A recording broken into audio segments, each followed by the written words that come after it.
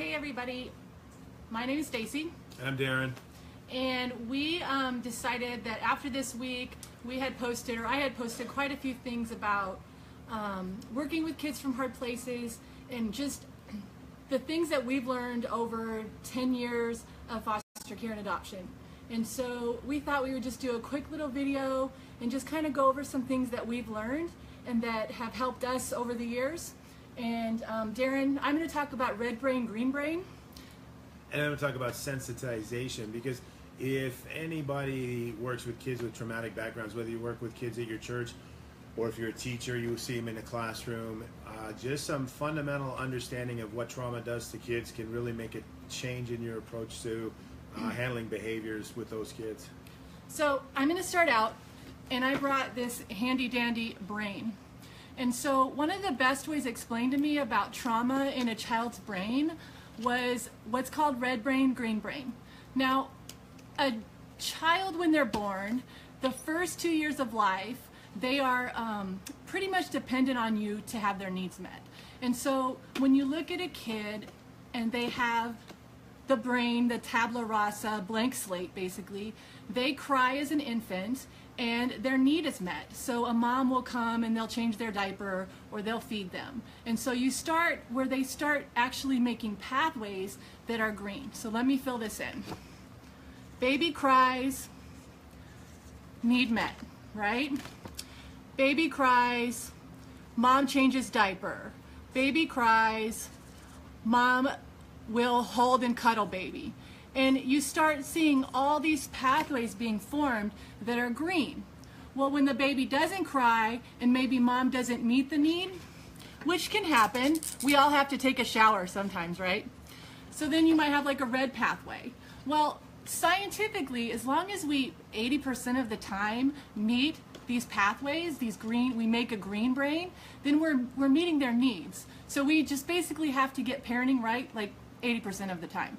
All right, so then you look at it and we have another baby's brain, right? And so maybe this mom is really struggling, postpartum depression and not meeting needs of baby, or maybe addicted, or living in an orphanage. So you have a baby that cries and no one comes. Cries, no one comes. Cries, maybe someone comes and yells at them. Cries, maybe needs are met. And you start seeing the development of a red brain. The red brain is going to stay in the basement of the brain. So one of the best ways to think of this is neurons that fire together wire together. So when you have a baby that's a red brain, they're going to live in fight or flight, and they're going to learn not to cry for their needs to be met. And so we call this a trauma-bonded brain, and a green brain is a trust-bonded brain. So a green brain is a kid that knows that if they cry or if they fall down and get hurt, then their needs are met and they trust an adult to meet their needs. The red brain knows that if they cry or they get hurt, there's not an adult to trust. And so they end up having to fend for themselves. And so we know that infants can't fight back and they can't flight, so they freeze. And so these babies, these kids end up becoming red brain. And so what we see with kids that have come through our home is that these kids operate out of what we call the basement of the brain, and they start struggling as they get older with things like executive functioning and working memory, because they're living down here, which is the basement of the brain, and that's lower level thinking. That's the worst thing that ever happened to me might happen to me at any moment.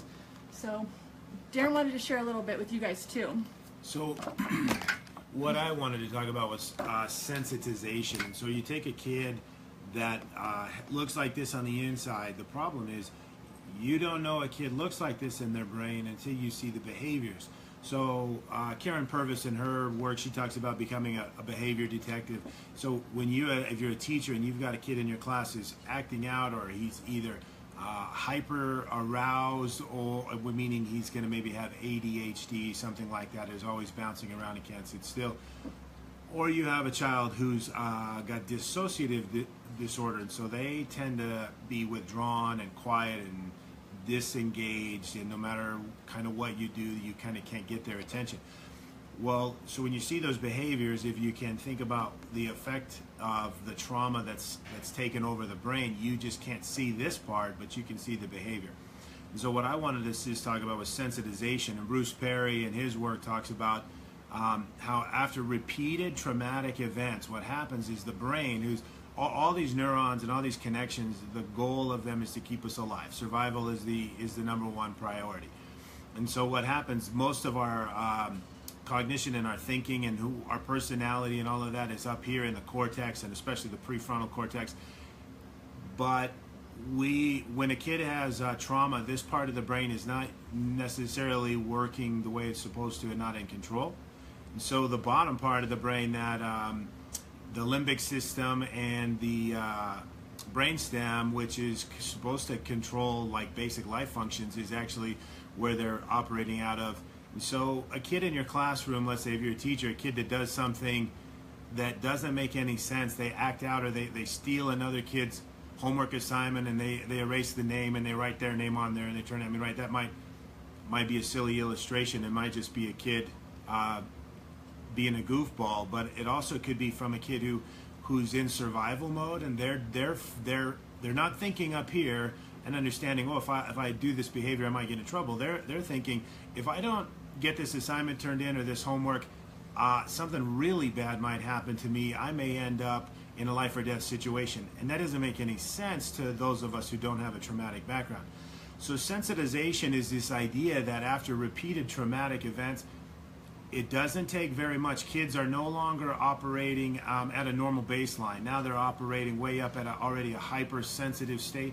Let me say one thing really quickly when we say a traumatic event for kids, that's a need not being met. So a lot of times we think babies or babies in utero do not feel trauma, or they'll forget, but they don't. That basically in utero to the age of 2 is when your brain is the most vulnerable to trauma, because you need a parent or a person to meet every need. So to a traumatic event to a newborn is just stress, not having needs met. So when we say a traumatic event, don't think like physical abuse, because emotional abuse actually can cause just as much harm as physical abuse. So go ahead. So in this in a chart, there's a chart that I'm going to reference that Bruce Perry, I'm assuming him and his group put this together, it's in his book. Kids that have repeated trauma, so anybody goes into a traumatic event, something that causes stress, and you start out from being calm, and the upper part of your brain is in control, and you're thinking clearly, but then something starts to be a scary situation, so you start to move down this progression to where the ultimate end is terror. And so you go through a normal steps to get to that point. But a kid who has dissociative situation or hypervigilance, they're already halfway there. So they're living life in a situation where they're constantly scanning the environment, looking for things that can cause them to have a problem. And so sometimes it just takes this little tiny trigger and you get a huge response.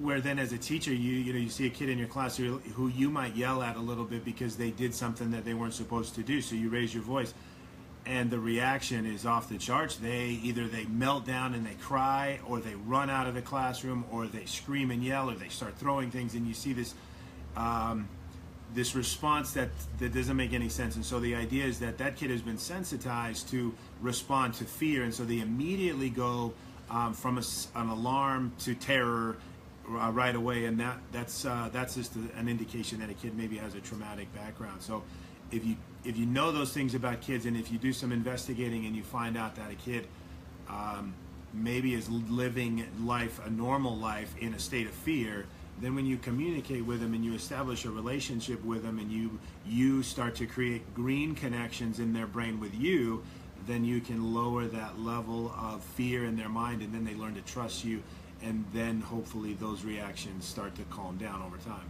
And I think that's the biggest thing, and that we've seen in our own home, is that you can have a red brain, but you can start developing the green connections. It's not hopeless. And so I think that as we go through and do a series of things, we want to talk to you guys about, it's not that kids, they don't have consequences for actions, because I did post something yesterday about rewards and consequences. It's that in that moment they can't have a consequence or a reward because they're not living like a green brain, they're living down here. So a reward or a consequence when you're living down in the basement of your brain doesn't make sense. Rewards and consequences, you have to have a trust relationship in order to make those be effective for kids. And that's what I was talking about. And we have some really awesome ideas we'd like to share with you guys if you are interested in future videos on how to get kids' limbic system back online. Because what you're basically going to have to do in order to get green connections is you make the environment so that it actually becomes part of their thinking, working brain. So that's why these kids need structure and like an absolute almost schedule every day. And that was something that we always did in our home, was it was always the same thing every day. But they're able then to kind of live and trust a little bit better. So anyway, we hope this was helpful and understanding a little bit of why red brain, green brain works and how you look at these kids and you can work with these kids. And we do have some really awesome tips that I learned from a trauma conference I went to on how to bring that limbic system back online to help. Yeah, if you guys have questions, send us a message and we'll try to answer those questions, whether it's related to this video or to anything else dealing with trauma, because 70% of the kids nowadays have some trauma background. It's pretty common, so all of us are going to have to deal with the issues that arise from that. Well, and I think an interesting thing that we've learned also is that when we don't deal with trauma and we become adults, then we start seeing things like borderline personality disorder, and we start, and bipolar, and all of these other mental illnesses, and if we're able to help these kids and help them when they're young, that's why we are so driven to help understand childhood trauma, because we see this play out even in our own home and every day. And if I parent my kids from trauma backgrounds like I parented my neurotypical kids, it doesn't work. I mean, we saw it over and over again, realizing that it just didn't work for our kids. And so it's different parenting. And so we always like to say, parent different, don't parent harder. And just one more real important thing to understand, I think, is that in a kid's life, there's always going to be people who are going to treat the kid wrong, or maybe they're the instigator of the trauma. Might be their own biologic parents, family, could be anybody. But all it takes sometimes is one connection for one person to form a bond with that kid, to show them that not everyone is scary, but that they can have a normal relationship with a person and not everybody's going to hurt them. That one person can make it a lifetime of difference for that kid, so they don't live in a constant state of fear, but they come out of it, and as an adult then they don't have BPD or bipolar or any of those other mental issues. Right, and if you guys know anything about ACEs, which is adverse childhood events, it's really worth looking up and understanding how our adverse childhood events actually affect us health-wise across the lifespan. And so understanding that 40% of kids in our classroom have a high number of ACEs. And so you look at that, but you look at, there's also what's called a resiliency scale, and you look at what the resiliency is, and the cure for childhood trauma is relationship. So there's so much hope in that. It's not medication, it's not some awesome therapy, it's a relationship with your kids. And so we hope to share with you some of the things that have worked for us, and we also know we're learning too. So thank you guys for joining us, and hopefully we'll have another video we'll put out there.